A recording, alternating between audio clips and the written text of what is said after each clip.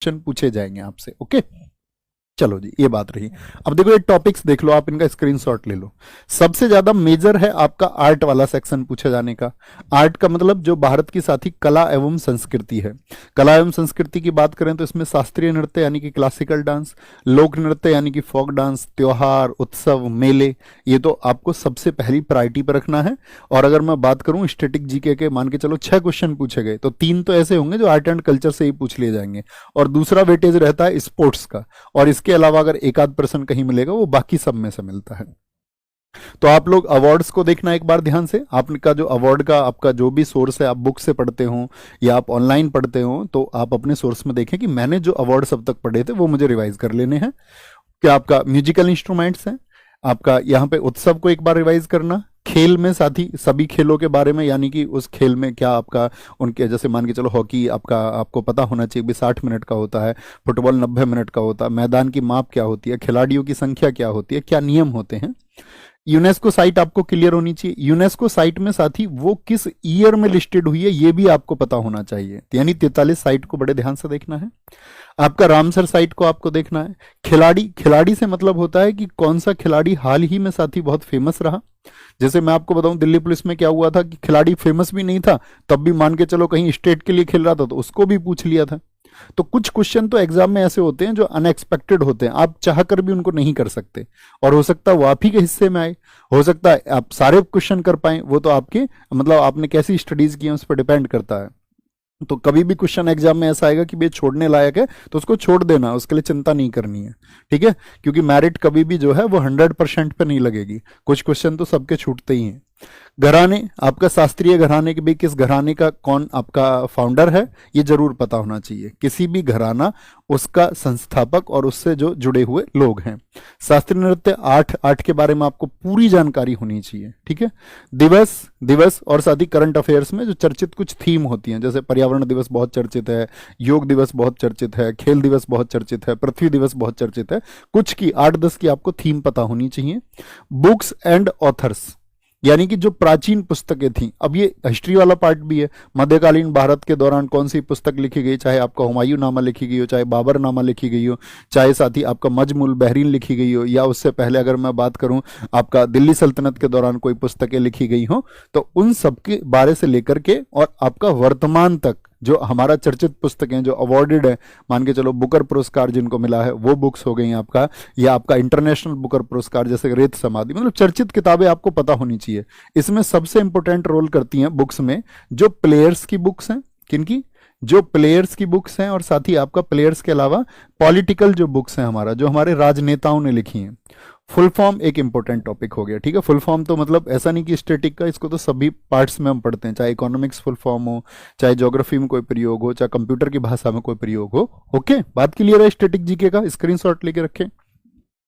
Current affairs में क्या क्या करना है, अभी हाल ही में जो अपॉइंटमेंट हुए, मैं आपसे हमेशा कहता हूं करंट अफेयर्स को बहुत पहले मत पढ़ा करो कि 1 साल पहले से पढ़ रहे, रिसेंट में जब आपका एग्जाम आने वाला हो तो उससे 1-2 महीने पहले आप उसको पढ़ें।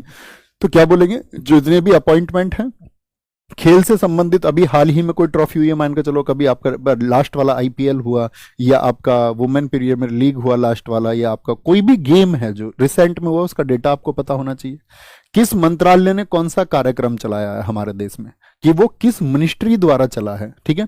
योजनाएं सारी पता होना चाहिए आपको, सेंट्रल गवर्नमेंट ने जो शुरू की हैं। कुछ स्टेट की योजनाएं भी पूछ लेता है कि भाई बहुत चर्चित अगर आपका स्कीम है तो किस स्टेट में लॉन्च हुई है आपका।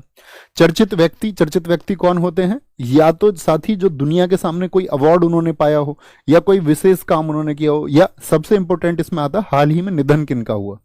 जैसे मान के चलो अभी किन का निधन हुआ आपका, एक आपका अगर मैं बात करूं जो हमारा एक वाद्य यंत्र बजाते थे बड़े चर्चित रहे, तो आप कहेंगे जाकिर हुसैन जी का निधन हो गया।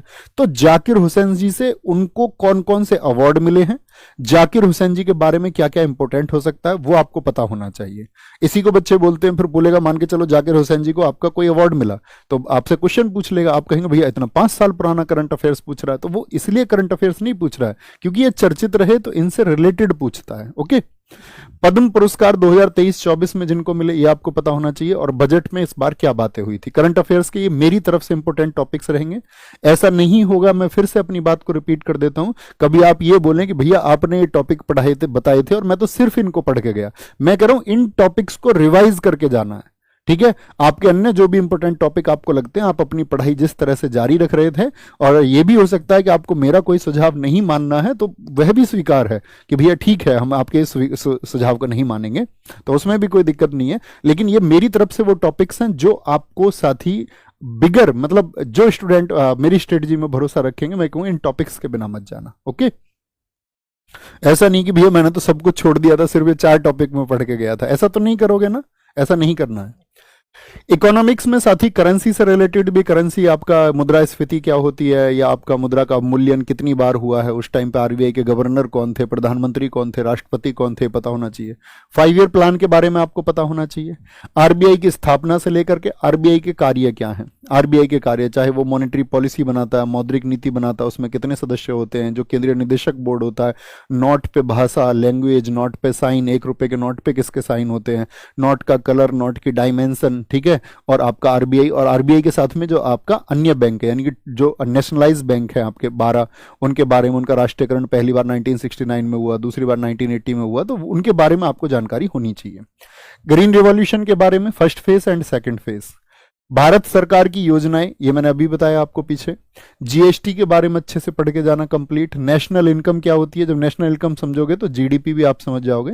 नेशनल इनकम, जीडीपी, जीएनपी, इनकी आपको डेफिनेशंस, इनके फॉर्मूले आपको पता होने चाहिए। फुल फॉर्म ज्यादातर इकोनॉमिक्स की पूछी जाती है, ठीक है। जीएसटी हो गया आपका।